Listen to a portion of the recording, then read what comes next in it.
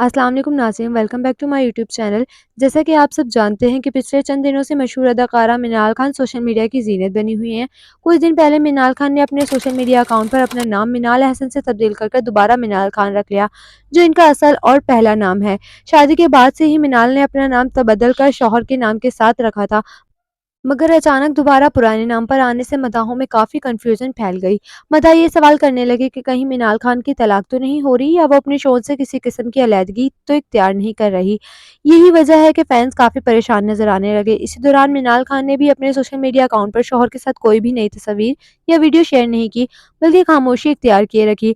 लेकिन दोस्तों, वीडियो को आखिर तक ज़रूर देखिएगा ताकि आपको इस खबर की मुकम्मल तफसील मिल सके। और हाँ, वीडियो को लाइक और चैनल को सब्सक्राइब करना मत भूलिएगा ताकि हर नई वीडियो आसानी से आप तक पहुंच सके। आपको याद होगा कि मिनाल खान की शादी बड़े शानदार अंदाज से हुई थी। शादी के बाद इन्होंने फौरन अपना नाम बदलकर मिनाल अहसन कर लिया था, जैसे कि शोबिस इंडस्ट्री की अक्सर अदाकाराएं करती हैं। मगर अब जब इन्होंने दोबारा अपना पुराना नाम मिनाल खान रखा तो सब हैरान रह गए। मदाहों ने यही समझा कि शायद मिनाल और इनके शौहर के दरमियान किसी किस्म की लड़ाई या गलतफहमी चल रही है।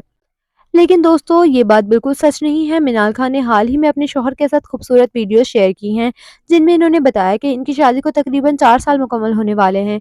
यानी मिनाल खान और एहसन दोनों अपनी ज़िंदगी खुशी-खुशी गुजार रहे हैं और ये सिर्फ एक नाम की तब्दीली थी।